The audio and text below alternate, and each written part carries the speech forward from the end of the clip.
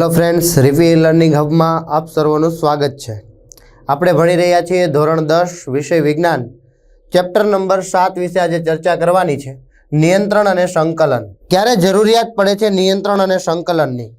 તો આપણે પહેલા એની એક થોડીક ચર્ચા કરી લઈએ કે નિયંત્રણ અને સંકલન। આપણા શરીરમાં ઘણા બધા અંગો છે। આ અંગો કોઈક ને કોઈક ચોક્કસ કાર્ય કરે છે। જેમ કે મગજ વિચારવાનું કાર્ય કરે છે, હૃદય ધબકવાનું કામ કરે છે, ફેફસા છે શ્વાસોશ્વાસની ક્રિયા દરમિયાન ઓક્સિજન આપલેની ક્રિયા કરે છે। છઠ્ઠા ચેપ્ટરમાં આપણે ઘણા બધા અંગો વિશે ભણી ગયા, ઉત્સર્જન વિશે પણ ભણી ગયા। આ બધા જ અંગો એકબીજા સાથે સંકળાયેલા હોય છે।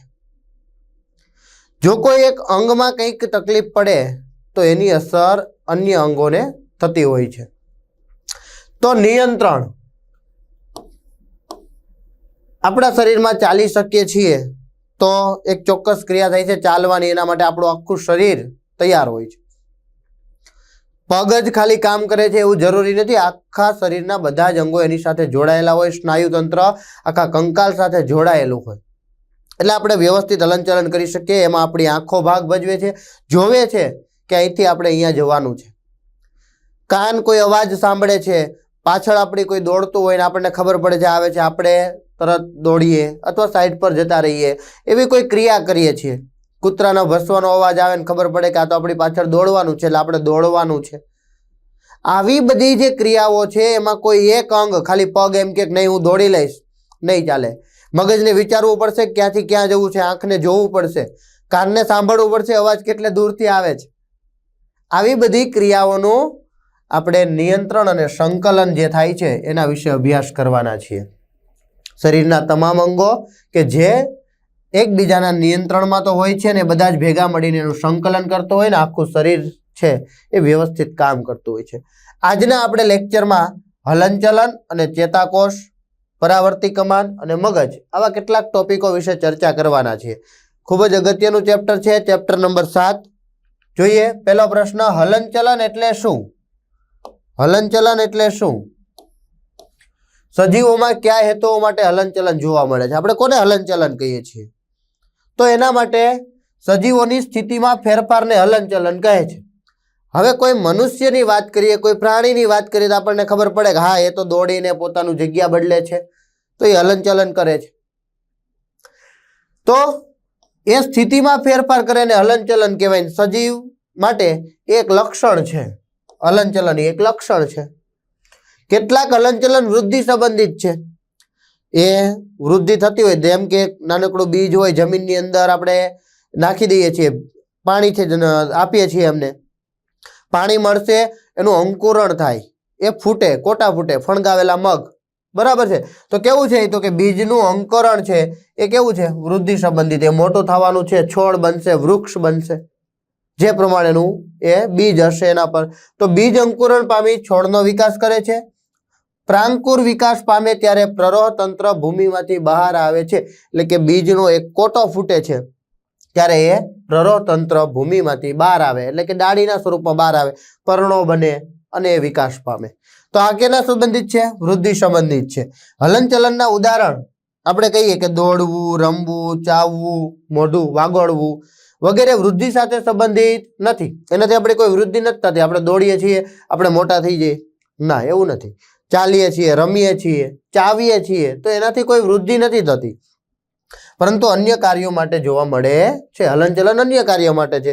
દોડીએ છીએ, બની શકે કૂતરું પાછળ દોડે છે, રમીએ છીએ, કંટાળો આવે છે ઘરમાં તો રમવા ગયા છીએ, ચાવીએ છીએ તો ખોરાક ખાઈએ એને સીધો ગળી જવાતો નથી। તો આ હલનચલન છે શેના માટે છે? તો કે અન્ય કાર્યો સાથે સંબંધિત છે। કેટલાક હલનચલન પર્યાવરણમાં આવતા પર્યાવરણના પ્રતિચાર રૂપે હોય અથવા સજીવોના લાભ માટે થાય। કૂતરું પાછળ દોડે તો દોડવું જ પડે ને, કારણ કે આપણો લાભ છે, નહીંતર બટકું ભરી લે। તો એવી જ રીતે ખોરાકના કણોના અંતઃગ્રહણ માટે અમીબા ખોટા પગ ફેલાવે છે। અમીબા વિશે તમે ભણી ગયા ચેપ્ટર નંબર 6 ની અંદર। કૂટપાદ એટલે કે ખોટા પગ બહાર કાઢે, ખોરાક નજીક આવશે એ બંધ કરી દેશે। તો કેવું છે? તો કે હલનચલન પર્યાવરણમાં આવતા પ્રતિચાર, એની બાજુમાં કોઈ કણ આવે છે એ કણના અંતઃગ્રહણ માટે કરે છે, કૂટપાદનો ફેલાવો કરે છે। આ ઉપરાંત ભેંસ છે એ ભેંસમાં વાગોળવાની ક્રિયાથી, વાગોળવું એટલે ચાવે, તમે જોયું હશે કે ગાય ભેંસ છે એ કોઈ ખોરાક ખાય છે લીલો, ખૂબ ચાવે અને ખૂબ ચાવે. એનું કારણ તમને કદાચ ખ્યાલ નહીં હોય, પણ વનસ્પતિ ખાય છે. પ્રાણીઓ છે એ વનસ્પતિ પર આધાર રાખે છે.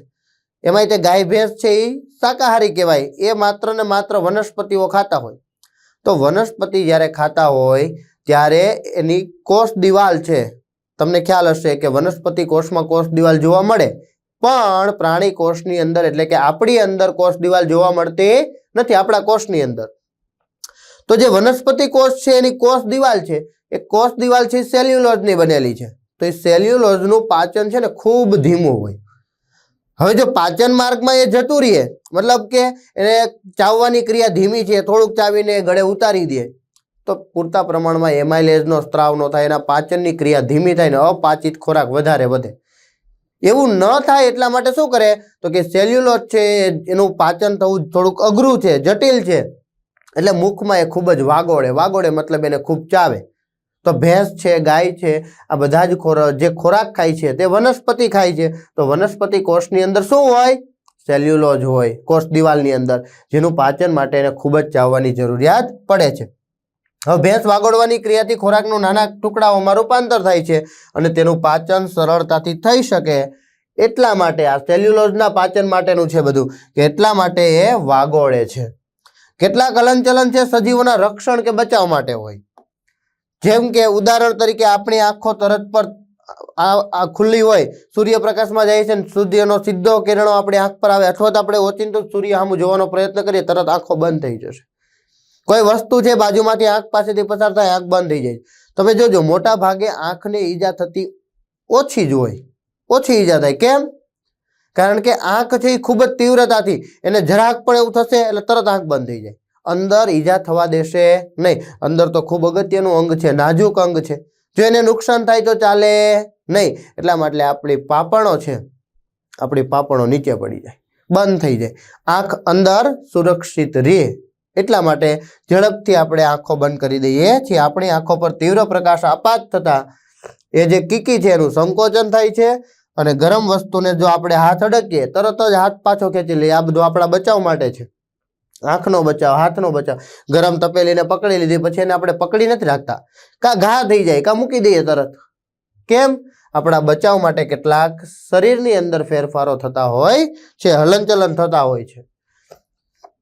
જોઈએ પ્રશ્ન કે આપણે ગરમ વસ્તુના સ્પર્શનો કેવી રીતે પ્રતિભાવ આપીએ, પ્રતિચાર આપીએ, પ્રતિક્રિયા આપીએ? શું કરીએ આપણે? તો ત્વચા એટલે કે ચામડી, જે ભાગ આપણા શરીરનું બાહ્ય આવરણ શું છે? ચામડી છે. આપણે કોઈ પણ વસ્તુને અડકશું એટલે ચામડી પહેલા એના સંપર્કમાં આવશે. જે કોઈ પણ વસ્તુને અડકશું એટલે ગરમ વસ્તુને હાથ અડકો તો ચામડીમાં સ્પર્શ સંવેદનાગ્રાહીઓ આવેલા હોય છે. એની અંદર સંવેદનાગ્રાહીઓ સંવેદનાને ગ્રહણ કરે. કેવી સંવેદના? તો કે ગરમ વસ્તુને અટકાઈ ગયું, અણીવાળી વસ્તુને અટકાઈ ગયું, આપણને ખૂપે છે એવી કોઈ વસ્તુને અટકાઈ ગયું, તો બાહ્ય જે આપણી ચામડી છે, જે આપણા શરીરનું બહારનું આવરણ છે, એ શું કરે તો કે એની અંદર આવેલા સ્પર્શ સંવેદનાગ્રાહીઓ આવેલા હોય છે. ત્વચા સંવેદનાગ્રાહી અંગ છે, જે સંવેદનાને ગ્રહણ કરે છે. સંવેદનાને ગ્રહણ કરીને આપણા શરીરની અંદરની તરફ મોકલે છે, અને આપણને એમ કહે છે કે ભાઈ એ તપેલી મૂકી દે, એટલે આપણે મૂકી દઈએ છીએ. ગરમ વસ્તુ છે એને અડકવાનું છોડી દઈએ છીએ. કોઈ કાંટાવાળી વસ્તુ છે જે આપણને ખૂપે છે, આપણે એનાથી દૂર થઈ જઈએ છીએ, વગેરે જેવું. તો ગરમ વસ્તુને અડકવાથી ઈજાહાનિ થઈ શકે છે, પરંતુ ત્વચામાં સંવેદનાગ્રાહીઓ હોય એટલે સ્પર્શ સંવેદનાગ્રાહીઓ હોય છે.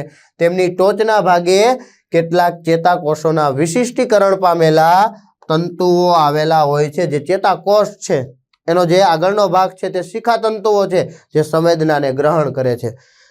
તેના કારણે ગરમ વસ્તુના સ્પર્શની સંવેદનાનો ત્વરિત અનુભવ થાય છે, તરત ખબર પડે. જો થોડીક વાર લાગે ક્યાં તો હાથ બળી જાય, પણ એવું થતું નથી. તેથી આપણે ગરમ વસ્તુના સ્પર્શના પ્રતિભાવ રૂપે હાથ પાછો ખેંચી લઈએ છીએ. સંવેદનાગ્રાહીઓ શું છે? મનુષ્ય શરીરમાં વિવિધ સંવેદનાગ્રાહીઓના ઉદાહરણ, સ્થાન અને કાર્ય જણાવવાના છે. સંવેદનાગ્રાહીઓ શું છે? સંવેદનાને ગ્રહણ કરતી આપણા શરીરમાં કઈ કઈ એવી બાહ્ય આવરણ સિવાય બીજું કઈ છે કે નહીં, તો એના વિશે આપણે જોવાનું છે. તો મનુષ્ય શરીરમાં બાહ્ય ઉત્તેજનાને ગ્રહણ કરવા માટેની વિશિષ્ટ રચનાને સંવેદનાગ્રાહી કહેવાય છે. સરસ મજાની રસોડામાં પાઉંભાજી બનતી હોય, સરસ મજાનો ભાજીનો વઘાર થાય એટલે તરત એ હોલ સુધી આવે, આપણા રૂમ સુધી આવે, નાકમાં જાય, આહ કેવી મજા આવે. તો એ એક પ્રકારની સંવેદના છે, સુગંધ પ્રકારની. તો ક્યાં આવી? આપણા નાકની અંદર આવી.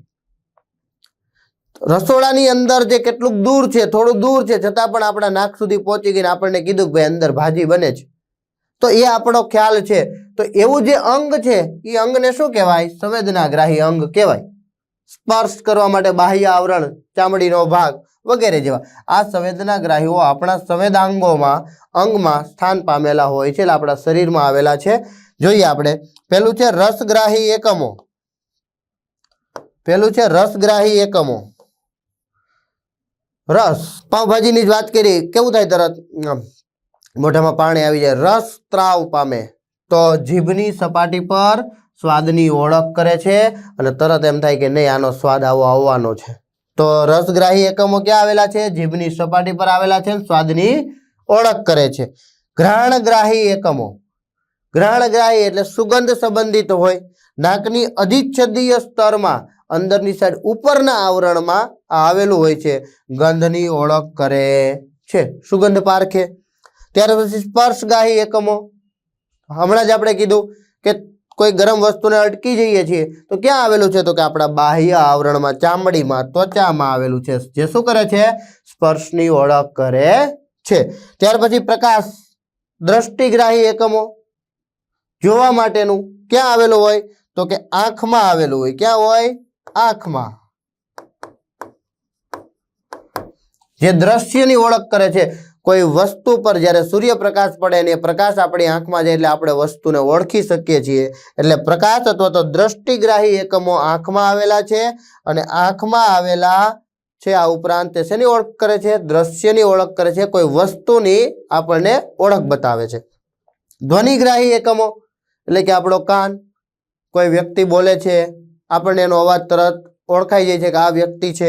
જે અંતઃકરણમાં આવેલું છે અને અવાજની ઓળખ કરે છે. ઉર્મિવેગ, વિદ્યુત આવેગો કેવી રીતે શરીરમાં વહન પામે? જો આમાં આપણા શરીરમાં વિદ્યુત પ્રવાહ નથી વહેવાનો, બરોબર છે? આપણને એમ થાય શોર્ટ લાગશે અંદર, એવું નથી થવાનું. પણ જે કંઈ પણ આપણને સંવેદના અનુભવાય છે એનું વિદ્યુત સંકેતમાં નિરૂપણ થઈને આપણને આ બધી જ ઓળખ થતી હોય ને એ પ્રમાણેના સંદેશાઓ મળતા હોય છે, જેની પ્રતિચાર આપણે આપતા હોઈએ છીએ. તો શરીરમાં ઉર્મિવેગ, ચેતાકોષ, આના વિશે તમે ભણીને આવો છો. ચેતાતંતુ અને ચેતોપાગમમાં વહન પામે છે. અહીંયા એક ચેતાકોષ આપેલો છે. આ વચ્ચેનો ભાગ છે તે કોષ કેન્દ્ર છે. વચ્ચેનો ભાગ છે તે કોષ કેન્દ્ર છે. આ ચેતાકોષકાય છે. ચેતાકોષકાય, કોષ કેન્દ્ર. પછી આ જે છે શાખાઓની માફક, આ બધા જ છે શિખાતંતુઓ, આ અક્ષ તંતુઓ, અને આ જે છેલ્લો ભાગ છે એ ચેતાંત છે. આ ચેતાકોષની આકૃતિ છે. અહીંથી પહેલો ચેતાકોષ પૂરો થયો અને ત્યાં તરત જ બીજો ચેતાકોષ થાય એટલે આના જેવો જ પાછો આવે. આના જેવો આવે તો પહેલા ચેતાકોષના કોણ આવે? ચેતાંત. અને બીજા ચેતાકોષના કોણ આવે? તો કે શિખાતંતુ. એ વચ્ચેનો ખૂબ ઓછો ભાગ હોય, સૂક્ષ્મ ભાગ હોય, જેની અંદર પ્રવાહી રસાયણો હોય.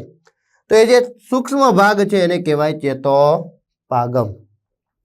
અહીંયા એની કેટલીક આકૃતિઓ આપેલી છે. ચેતાસ્નાયુ સંસાધન, સ્નાયુતંતુ, અક્ષતંતુ, ચેતાસ્નાયુ સંધાન, રુધિર, કેશિકાઓ અને કણાભસૂત્ર. ચેતાકોષની સંરચના કેવી હોય? આ અગત્યનો પ્રશ્ન છે. માર્ચ 2022 આ વર્ષની એક્ઝામમાં પૂછાયેલો પ્રશ્ન છે. ઉર્મિવેગનું સર્જન. સંવેદી અંગો ચેતાકોષના શિખાતંતુની ટોચ ધરાવતા વિશિષ્ટ સંવેદનાગ્રાહીઓ હોય છે. કોણ? તો કે સંવેદી અંગો છે એ ચેતાકોષને શિખાતંતુઓ. તમને હમણાં જ કીધું કે જે શરૂઆતનો તાતણાઓ જેવો શાખાઓની માફક જે ભાગ છે તે શિખાતંતુ છે. એની ટોચ ધરાવતા વિશિષ્ટ સંવેદનાગ્રાહીઓ એટલે જે શિખાતંતુઓ છે એ ટોચ ઉપર, ત્વચા ઉપર, ટોચ ઉપર આવેલા હોય. શિખાતંતુની ટોચના અગ્ર છેડે બાહ્ય ઉત્તેજનાની માહિતી મેળવવામાં આવે. એ શિખાતંતુઓ છે શું કરે? તો કે એ માહિતી મેળવશે. કોઈ સ્પર્શ છે કે કોઈ પણ વસ્તુનો, કોઈ અન્ય વસ્તુ છે જે ગરમ લાગે છે, ખૂપે છે, આવી તમામ વસ્તુનો એ જે છે માહિતી મેળવશે. આ સ્થાને રાસાયણિક ક્રિયા દ્વારા ઉર્મી વેગ એટલે કે વિદ્યુત આવેગ ઉત્પન્ન થાય. એટલે આપણને કોઈ સ્પર્શ કરે છે, કોઈ અણી ખૂપે છે, કોઈ ગરમ વસ્તુને અડકાઈ જાય છે. આ સમયે શું થાય તો કે વિદ્યુત આવેગ એટલે કે ઉર્મી વેગ આપણા શરીરમાં વહન પામે છે. કેવી રીતે વહન થાય તો કે સ્પર્શગ્રાહી અંગ છે, કોણ આવેલું છે ત્યાં? શિખાતંતુઓ આવેલા છે. એ શિખાતંતુની ટોચ પાસે સર્જન પામેલા ઉર્મી વેગ, જે કંઈ પણ સ્પર્શ થયો છે એ ઉર્મી વેગ શિખાતંતુથી ચેતાકોષ સુધી વહન પામે. શિખાતંતુથી અંદર તરફ ચેતાકોષ કાય સુધી વહન પામે છે. ક્યાં પામે? ચેતાકોષ કાય સુધી વહન પામે છે. આ ઉર્મી વેગ ચેતાકોષ કાયથી અક્ષતંતુ, ફરીથી આપણે જોઈએ, આ જે ચેતાકોષ છે એમાં આ જે તંતુઓ છે એટલે કે શિખાતંતુ દ્વારા સંવેદનાનું ઉર્મી વેગનું વહન ક્યાં થાય તો કે આની અંદર જાય. ચેતાકોષ કાય, આ જે ખાલી ભાગ દેખાય છે મોટો, એની અંદર જાય. ત્યાંથી એ ક્યાં જાય તો કે અક્ષતંતુ તરફ જાય. અક્ષતંતુથી સંવેદના ક્યાં જાય તો કે ચેતાંત સુધી જાય. ચેતાંતથી ક્યાં જાય તો કે વચ્ચેનો જે ખાલી ભાગ છે જેને ચેતોપાગમ કહેવાય, ત્યાં સુધી જાય છે. તો શિખાતંતુથી કોષકાય સુધી, કોષકાયથી અક્ષતંતુ અને અંતે ચેતાંત સુધી પહોંચે છે. આ પહેલો ચેતાકોષ અહીંયા પૂરો થાય, અક્ષતંતુ સુધી જાય, પહેલો ચેતાકોષ પૂરો થાય. શરીરમાં એક જ કોષ ના હોય, બરોબર છે? તો એક ચેતાકોષ પૂરો થયો અને ઉર્મી વેગનું વહન તો હજી આપણા કરોડરજ્જુ સુધી લઈ જવાનું છે. તો આપણે હાથ પાછો ખેંચશું તો એના માટે શું થાય તો કે ચેતોપાગમ. હવે એક ચેતાકોષ પૂરો થયો, બીજો ચેતાકોષ ચાલુ થાય. પાસેના બે ચેતાકોષની ગોઠવણીમાં પહેલો ચેતાકોષ હોય એના ચેતાંત, અક્ષતંતુના ચેતાંતો, છેલ્લો ભાગ ચેતાંત, અને બીજા ચેતાકોષના શિખાતંતુઓ હોય. શરૂ થાય, પહેલો જે ચેતાકોષ હતો એવો સેમ ટુ સેમ બાજુમાં બીજો હોય, તો પહેલાના ચેતાંતો છેલ્લો ભાગ અને બીજાનો પહેલો ભાગ એટલે શિખાતંતુ. એ શિખાતંતુ વચ્ચે રહેલા સૂક્ષ્મ અવકાશને ચેતોપાગમ કહે છે. જ્યારે ઉર્મી વેગ અક્ષતંતુના ચેતાંતો સુધી પહોંચે ત્યારે ચેતા રસાયણો મુક્ત થાય. આ રસાયણો ચેતોપાગમમાં વહન પામીને બીજા ચેતાકોષના શિખાતંતુઓ સુધી જતા હોય છે. આ રસાયણ ચેતોપાગમમાંથી પસાર થઈ અને પછીના ચેતાકોષના શિખાતંતુ સુધી ઉર્મી વેગ ઉત્પન્ન કરે છે, એટલે ત્યાં વહન કરે છે. શરીરમાં ઉર્મી વેગના વહનની આ સામાન્ય પ્રણાલી છે. એટલે દરેક શરીર હોય, જે કોષો કામ કરે છે એ કોષોમાં કોઈ સ્પર્શ હોય, કોઈ ખૂપે છે, કોઈ ગરમ વસ્તુ છે અથવા તો કઈ વસ્તુ લાગે છે, આ તમામ સંવેદનાઓનું વહન આ રીતે થાય. આ સામાન્ય પ્રણાલી છે દરેક વ્યક્તિઓમાં, દરેક પ્રાણીઓમાં. અંતે આ ઉર્મી વેગ ચેતાકોષમાંથી સ્નાયુ કોષો કે ગ્રંથિ સુધી લઈ જવામાં આવે છે. એટલે એને જ્યાં જવું છે ત્યાં સુધી પહોંચાડવામાં કામ કરે છે સ્નાયુ કોષો.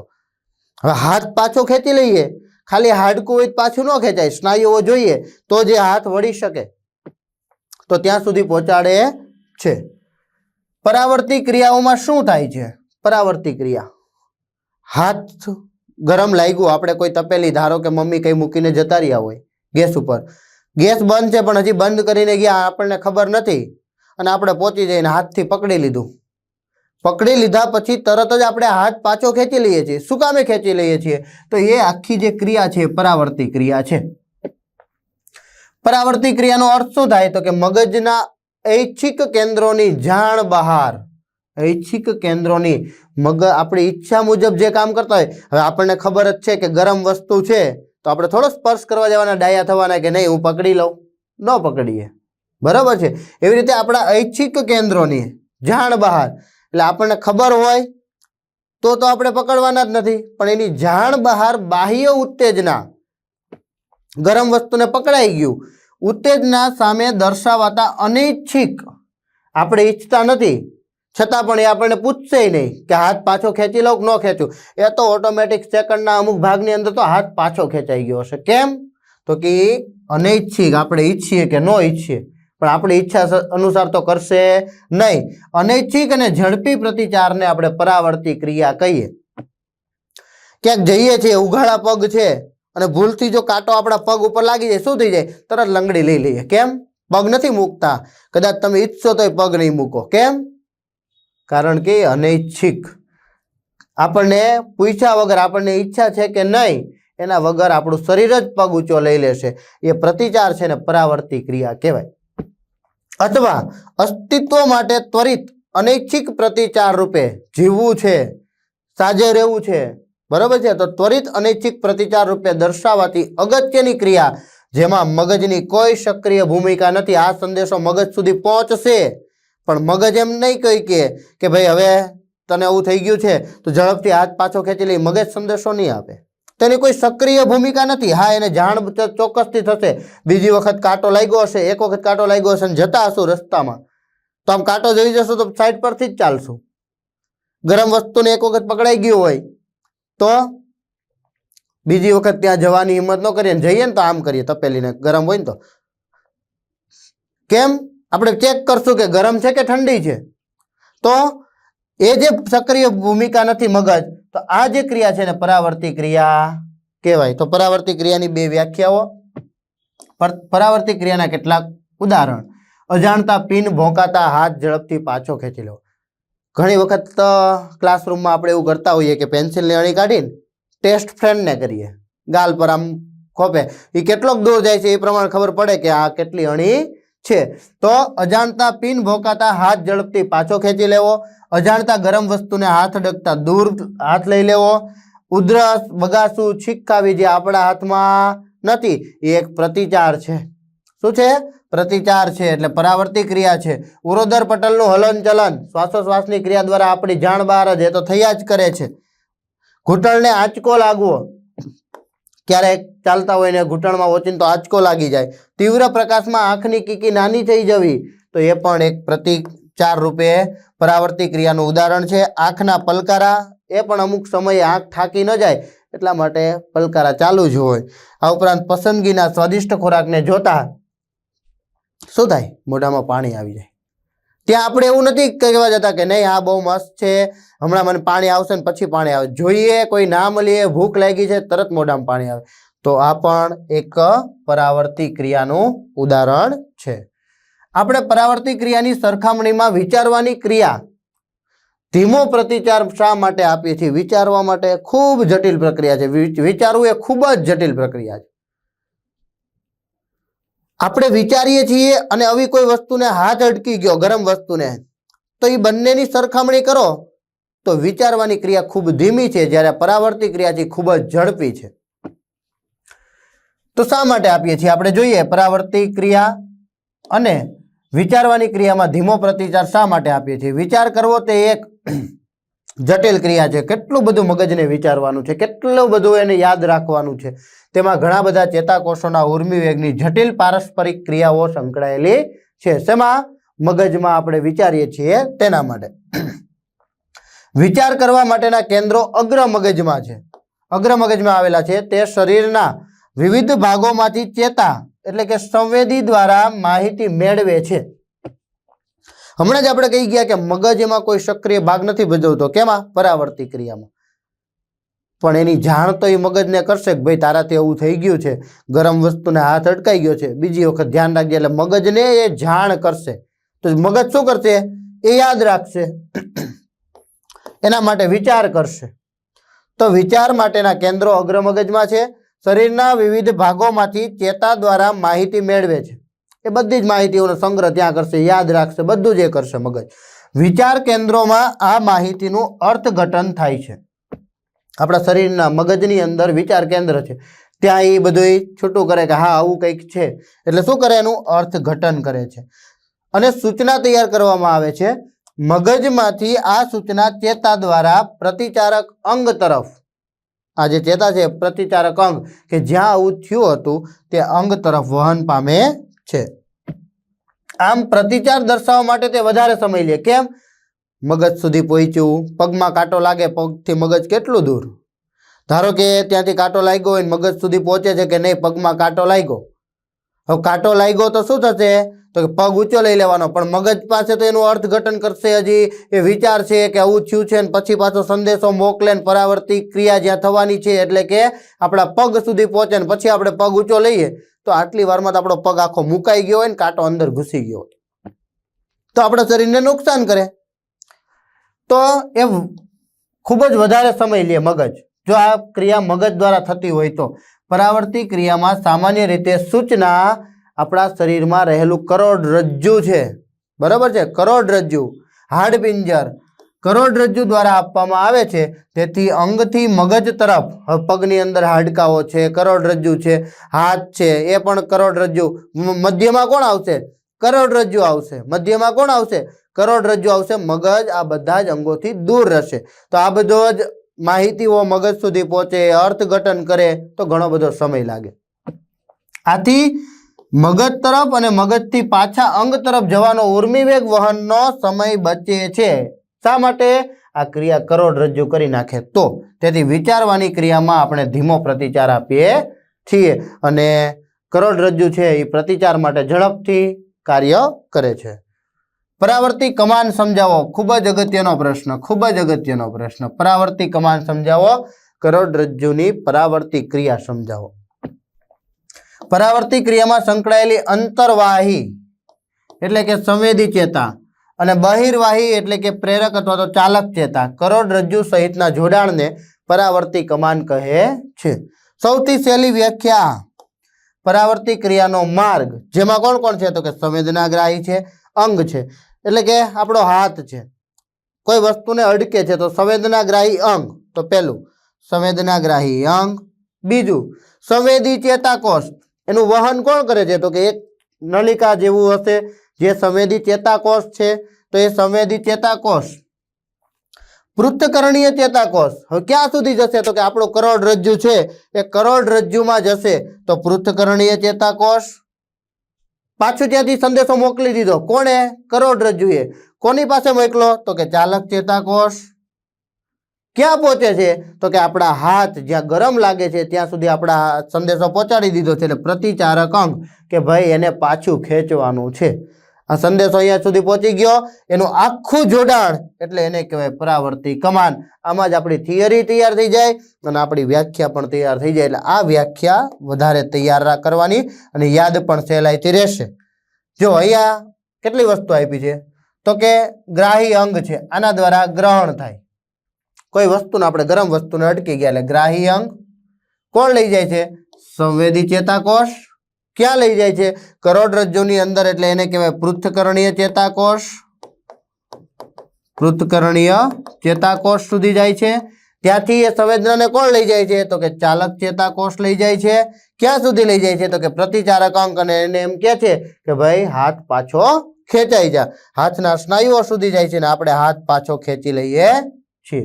અહીંયા આપણને ગરમ લાગે છે, ઉત્તેજના થઈ, જે ગ્રાહી અંગ સુધી ગઈ એટલે કે હાથ સુધી ગઈ, ત્યાંથી સંવેદી ચેતાકોષ દ્વારા એ પૃથ્થકરણીય ચેતાકોષ કરોડરજ્જુની અંદર જાય છે. કરોડરજ્જુમાંથી ચાલક ચેતાકોષ દ્વારા એ પ્રતિચારક અંગ સુધી આવે છે. પ્રતિચારક અંગ છે તે સ્નાયુઓ છે જેનું સંકોચન થાય છે અને આપણે હાથ પાછો ખેંચી લઈએ છીએ. જો આ ખૂબ જ યાદ રાખવા માટેની સહેલી આકૃતિ. પહેલા ચામડીમાં ગ્રાહી એકમો એટલે કે ગ્રાહી એકમો એટલે કે આપણું ગ્રાહી અંગ છે કે જેને સંવેદના ગ્રહણ કરી. સંવેદના ગ્રહણ કરીને ક્યાં ગયું? તો કે સંવેદી ચેતાકોષ. તો આ રેડ કલરનું જે છે એ સંવેદી ચેતાકોષ છે. ક્યાં જાય છે? તો કે પૃથ્થકરણીય ચેતાકોષમાં જાય છે. પૃથ્થકરણીય ચેતાકોષમાંથી ક્યાં જાય? તો કે એક નીચેથી આ લાલ તમને નળી જેવું દેખાતું હશે, નસ જેવું, જે ચાલક ચેતાકોષ છે. એ ચાલક ચેતાકોષ દ્વારા ક્યાં ગયું? તો કે પ્રતિચારક અંગ સુધી ગયું, હાથના સ્નાયુઓ સુધી ગયું અને હાથ પાછો ખેંચવા માટે તે સંદેશો આપે છે. અને આપણા હાથ સ્નાયુઓ છે સંકોચન પામે. સંકોચન પામે એટલે ઓટોમેટિક હાથ પાછો ખેંચાઈ જતો હોય છે. આમ સંવેદી અને ચાલક સંદેશાનો કરોડરજ્જુમાંથી પસાર થતો ચેતામાર્ગ પરાવર્તી કમાનની રચના કરે છે. એટલે આખો માર્ગ છે એ પરાવર્તી કમાનની રચના કરે. તેના દ્વારા ખૂબ ઝડપી પ્રતિચાર દર્શાવાય છે. તેના દ્વારા ખૂબ ઝડપી પ્રતિચાર દર્શાવે છે. પરાવર્તી કમાનનો અર્થ નીચેના ઉદાહરણ પરથી સ્પષ્ટ થાય છે. આપણે જોઈએ કે શું કહે છે. ધારો કે ભૂલથી કે અજાણતા કોઈ વ્યક્તિનો હાથ ગરમ વસ્તુને અડકે છે, તો તે સહેજ પણ વિચાર્યા વગર પોતાનો હાથ તરત જ પાછો ખેંચે. વિચારતો નથી કે શું થશે શું નહીં, તરત હાથ પાછો ખેંચાઈ જશે. અહીં ગરમ વસ્તુ ઉત્તેજનાનો સ્ત્રોત છે, એટલે કે આપણને કંઈક ઉત્તેજના એના દ્વારા મળી. ક્યાં જાય છે? તો કે આ ઉત્તેજના હાથમાં સંવેદી ચેતાકોષ છે એના દ્વારા વહન પામીને કરોડરજ્જુની અંદર લઈ જાય છે. અને કરોડરજ્જુની અંદર ક્યાં જાય તો કે પૃચ્છકરણીય ચેતાકોષમાં જાય. કરોડરજ્જુમાં સંવેદી કેન્દ્ર પૃચ્છકરણીય ચેતાકોષ સુધી વહન પામે છે. પૃચ્છકરણીય ચેતાકોષ સુધી વહન પામે ત્યાંથી ચાલક ચેતાકોષ હોય. આપણે પહેલા માર્ગનું જ વર્ણન કરવાનું છે. કયા માર્ગનું વર્ણન કરવાનું છે? આ માર્ગનું વર્ણન કરવાનું છે. ગ્રાહી એકમ છે, અહીંથી સંવેદી ચેતાકોષ દ્વારા અહીંથી આગળ જાય છે, પૃચ્છકરણીય ચેતાકોષ સુધી જાય છે. પૃચ્છકરણીય ચેતાકોષથી ચાલક ચેતાકોષમાં જાય છે સંવેદના. ત્યાંથી એ પ્રતિચારક અંગને એમ કહે છે કે હાથ પાછો ખેંચી લેવાનો. તો અહીંયા એ જે ચાલક ચેતા દ્વારા જાય છે ચોક્કસ સ્નાયુઓને મળે છે. આ સ્નાયુઓ સંકોચાઈ જાય, સંકોચાતા હાથ પાછો ખેંચાય છે. અહીં હાથ અથવા તેના સ્નાયુ પ્રતિચારક અંગ તરીકે કાર્ય કરે છે. આમ સંવેદી અંગ ગ્રાહી અંગથી પ્રતિચારક અંગ સુધીનો સમગ્ર માર્ગ છે એ શેના તરીકે ઓળખાય છે? પરાવર્તી કમાન તરીકે ઓળખાય છે. ને આ પરાવર્તી ક્રિયા છે. અગત્યનો પ્રશ્ન અને સહેલો પ્રશ્ન યાદ રાખવાનો છે. મનુષ્યના ચેતાતંત્રનું આયોજન જણાવો. ચેતાતંત્ર, આપણા શરીરમાં ચેતાતંત્ર આવેલું છે. કઈ રીતે બનેલું છે? તો કે એક મગજ છે ને એક કરોડરજ્જુ છે. આ બધું જ આપણા શરીરને નિયંત્રણ અને સંકલનમાં રાખે છે, જોડીને રાખે છે. તો મનુષ્યનું ચેતાતંત્ર મધ્યસ્થ ચેતાતંત્ર અને પરિઘવર્તી ચેતાતંત્ર. મધ્યસ્થ ચેતાતંત્ર એટલે કે શરીરની અંદર આવેલું હોય એવું કોણ? તો કે મગજ અને કરોડરજ્જુ. કરોડરજ્જુ શરીરની અંદર, મગજ શરીરની અંદર. બહારથી કોણ કામ કરે? તો કે શરીરના આપણે જે હમણાં જે ઉદાહરણ જોયું કે ગરમ વસ્તુને હાથ અટકી ગયો, પણ ગરમ વસ્તુને હાથ અટકી ગયો તો બહાર છે, સંવેદના તો બહારથી ગ્રહણ થઈ. તો ત્યાં કોણ? તો કે મગજ છે તો મસ્તિષ્ક ચેતાઓ હોય, કરોડરજ્જુ છે તો કરોડરજ્જુ ચેતાઓ હોય. મધ્યસ્થ ચેતાતંત્ર એટલે શરીરની અંદર રહેલું હોય તે. પરિઘવર્તી ચેતાતંત્ર એટલે કે શરીરની બહાર રહીને, પરિઘ વિસ્તારમાં રહીને બહારથી બધું નિયંત્રણ કરતું હોય એવું તંત્ર છે. સીએનએસ સેન્ટ્રલ નર્વસ સિસ્ટમ અને પીએનએસ એટલે કે શરીરની બહારથી જે પરિઘવર્તી ચેતાતંત્ર છે એ બહારથી જે કામ કરતું હોય એ છે મગજ અને કરોડરજ્જુ. મગજ છે તો મસ્તિષ્ક ચેતાઓ, કરોડરજ્જુ છે તો કરોડરજ્જુ ચેતાઓ. સામાન્ય કાર્યો. સીએનએસ બાહ્ય પર્યાવરણ અને શરીરના, સીએનએસ સેન્ટ્રલ નર્વસ સિસ્ટમ એટલે કે અંદરનો જે ભાગ છે.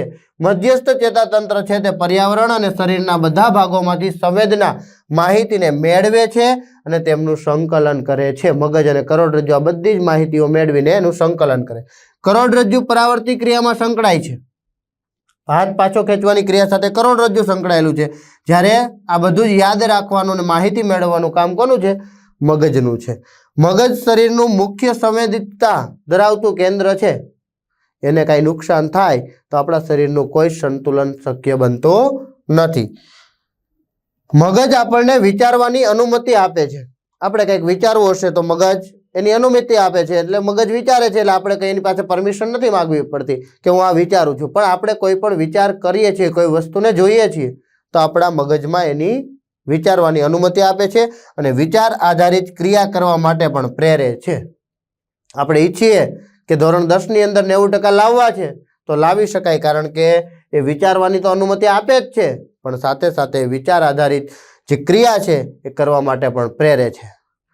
પરિઘવર્તી ચેતાતંત્ર એટલે કે બહારનું જે ચેતાતંત્ર છે તે અંદરના ચેતાતંત્ર અને શરીરના અંગો, આપણું ચેતાતંત્ર મગજ અને કરોડરજ્જુ છે, આ શરીરનો અંગો એટલે હાથ છે, એ બધાને જ જોડાણ કરવાનું કાર્ય કોણ કરે છે? તો કે પરિઘવર્તી ચેતાતંત્ર પીએનએસ કરે છે. એક માર્ક માટે અગત્યનો પ્રશ્ન છે કે પીએનએસ એ સીએનએસ અને શરીરના અંગો વચ્ચેનું જોડાણ રચે છે. મનુષ્યનું મગજ તેના વિવિધ ભાગોના કાર્યો સાથે વર્ણવો. ખૂબ અગત્યનો પ્રશ્ન. મનુષ્યના મગજના મુખ્ય 3 ભાગો છે. પહેલું અગ્ર મગજ, મધ્ય મગજ અને પશ્વ મગજ, 3 ભાગો. આકૃતિમાં તમે જોઈ શકો છો કે અગ્ર મગજ, બૃહદ મસ્તિષ્ક સૌથી મોટો ભાગ, ત્યાર પછી ખોપરી છે, આ બહારનું જે આવરણ છે તે, મધ્ય મગજ, પછી પશ્વ મગજ તો કે પોન્સ આવે એટલે કે સેતુ, લંબમજ્જા અને અનુમસ્તિષ્ક, આ 3 ભાગો એની અંદર આવેલા હોય છે. અહીંથી કરોડરજ્જુની શરૂઆત થઈ જાય છે.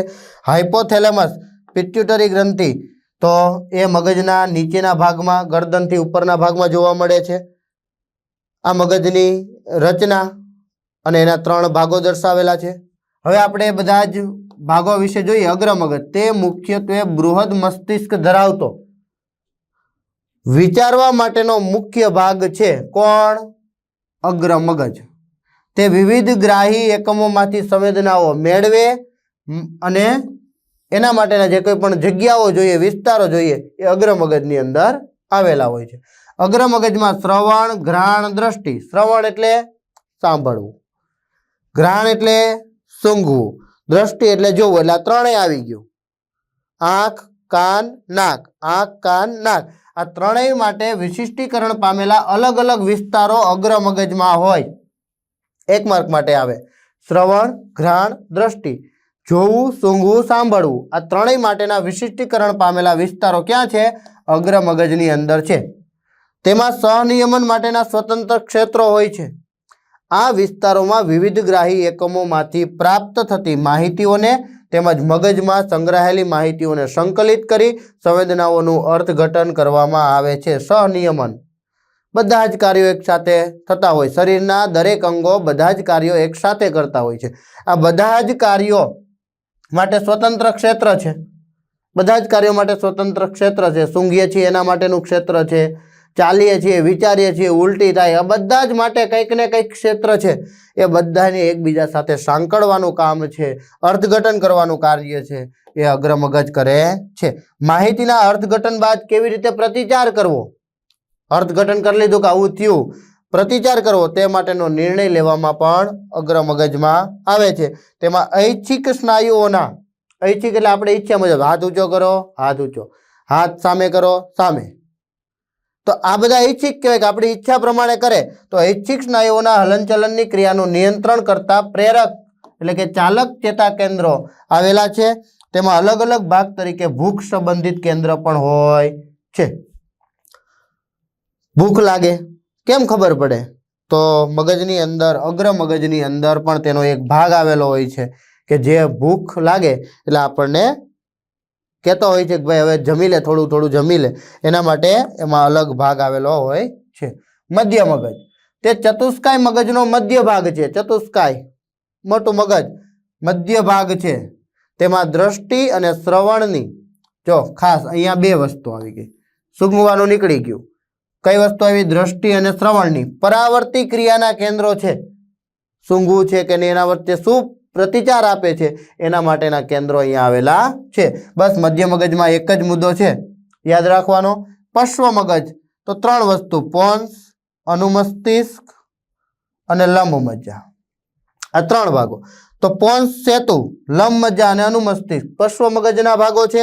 પોન્સ અને સેતુ વિશે આપણે કંઈ બહુ આપેલું નથી. અનૈચ્છિક ક્રિયાઓ જેવી કે રુધિરનું દબાણ, લાળ રસનો સ્ત્રાવ, ઉલટી થવી વગેરે લંબ મજ્જા દ્વારા નિયંત્રિત થાય છે. લંબ મજ્જા દ્વારા. અનુમસ્તિષ્ક દ્વારા શું થાય? તો કે ઐચ્છિક ક્રિયાઓની ચોકસાઈ, આપણે જેમ ઈચ્છીએ તે પ્રમાણે ચોકસાઈ. હાથ સીધો કરો તો સીધો જ થાય છે. ઐચ્છિક ક્રિયાની ચોકસાઈ અને શરીરની સમસ્થિતિ, આપણે ચાલી શકીએ, આ બધા જ કાર્યો. તો તમને એક વાત જણાવી દઉં કે જે વ્યક્તિ આલ્કોહોલનું સેવન કરે છે, આલ્કોહોલનું સેવન કરે એટલે તમે જોયું હશે કે લથડિયા ખાતો હોય, થોડુંક વિચારવાનું બંધ કરી દે, એને એમ થાય કે નહીં હું જ કંઈક છું. બરાબર છે. શું કામ એવું થાય? કારણ કે તેની અસર સીધી લંબ મજ્જા પર થતી હોય. ક્યાં? સોરી, અનુમસ્તિષ્ક પર થતી હોય. ક્યાં થતી હોય? અનુમસ્તિષ્ક ઉપર. જે શરીરની સમસ્થિતિ જાળવે, સંતુલન જાળવે, તેમજ સંતુલન માટે જવાબદાર છે. ત્યારે પેલો આલ્કોહોલ પીધેલો વ્યક્તિ છે એ આલ્કોહોલની અસર સીધી અનુમસ્તિષ્ક ઉપર થાય. પશ્વ મગજમાં અનુમસ્તિષ્ક ઉપર થાય એટલે સંતુલનની સ્થિતિ ખોરવી દે અને લથડિયા ખાતો હોય છે. એટલે આ 3 ભાગ, પોન્સ, લંબ મજ્જા અને અનુમસ્તિષ્ક. એમાં પોન્સ અને સેતુ વિશે આપણા કોર્સમાં નથી, જે તમે આવનારા વર્ષોમાં સાયન્સ સાથે જોડાશો તો તમે ડિટેલમાં અભ્યાસ કરશો.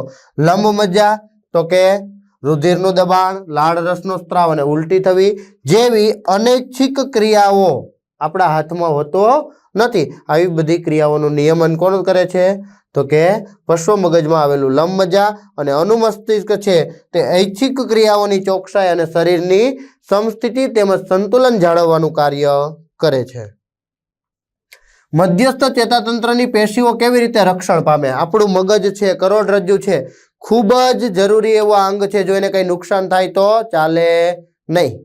આવા ખૂબ અગત્યના અંગો હોય શરીરની અંદર આવેલા છે, એનું રક્ષણ કેવી રીતે થાય છે?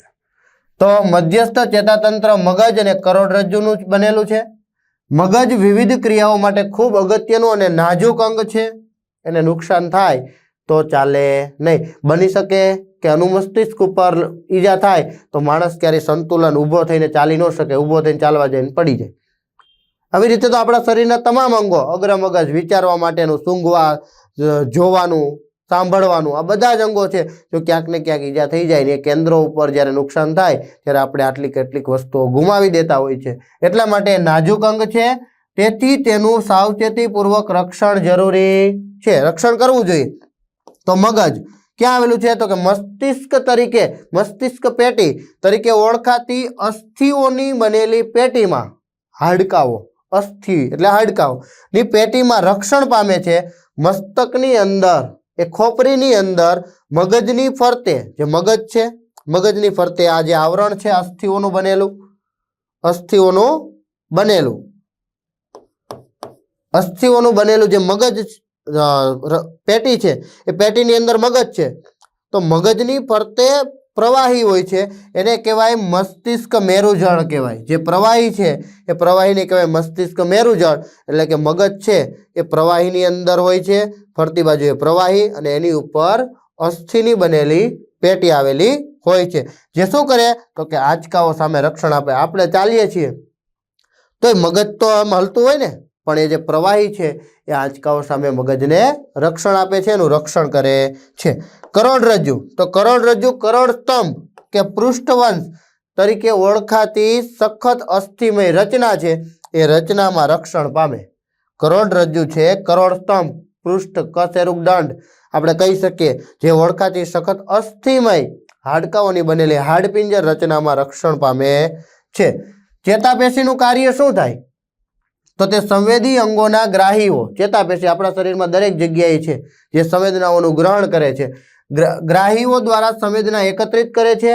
આ સંવેદના કરોડરજ્જુ દ્વારા મગજમાં માહિતીનું પૃથ્થકરણ માટે મોકલે છે, થાય છે, ઓળખે છે, અને માહિતીને અનુરૂપ સંદેશો, નિર્ણય તૈયાર કરે, અને એ નિર્ણયને પછી પ્રતિચારક અંગ સુધી પહોંચાડતું હોય છે। તે આ સંદેશાને પ્રતિચારક અંગના સ્નાયુ કે ગ્રંથિ સુધી લઈ જાય છે, એ અંગ સુધી લઈ જાય છે, અને આપણે એનો પ્રતિચાર આપીએ છીએ।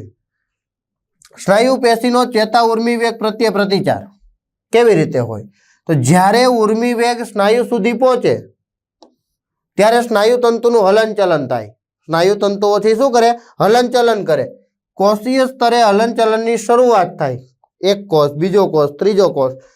સ્નાયુ કોષો તેમના આકાર બદલી ટૂંકા થાય છે। આ હાથ પાસે પહોંચ્યા, હાથ ગરમ વસ્તુ છે, તો શું થયું? સંવેદના ત્યાં સુધી પહોંચી ગઈ, સંવેદના ત્યાં સુધી પહોંચી એટલે શું થયું? આ હલનચલન થયું કોષોનું હલનચલન થયું। સ્નાયુ કોષો પોતાનો આકાર બદલવા માંડ્યા અને હલનચલન કરે છે। સ્નાયુ કોષોમાં વિશિષ્ટ પ્રકારનું પ્રોટીન છે, શું છે?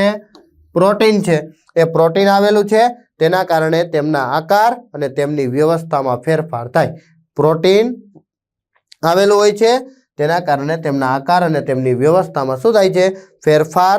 કોષોમાં ચેતાકીય વીજ આવેગની પ્રતિક્રિયા સ્વરૂપે થાય છે, અને પ્રોટીનની નવી વ્યવસ્થા સ્નાયુનો નવો આકાર આપે છે। આવેલા જ છે પ્રોટીન, પણ શું કરે તો કે આ પ્રતિચારને કારણે પોતાનો આકાર બદલાવે છે, પોતે નવી વ્યવસ્થા ઊભી કરે છે, જેના કારણે આપણા સ્નાયુઓ આકાર બદલે છે। એનો મતલબ એમ કે આપણા હાથના સ્નાયુઓ સંકોચન પામે છે। પ્રોટીનની નવી વ્યવસ્થા સ્નાયુનો નવો આકાર આપે છે। આ રીતે સ્નાયુ પેશી ચેતા ઉર્મિ વેગનો જે પ્રતિચાર રૂપે હલનચલન પામે છે, એટલે ટૂંકમાં આપણો હાથ પાછો ખેંચી લઈએ છીએ। રીપી લર્નિંગ હબ સાથે જોડાયેલા રહો। Thank you.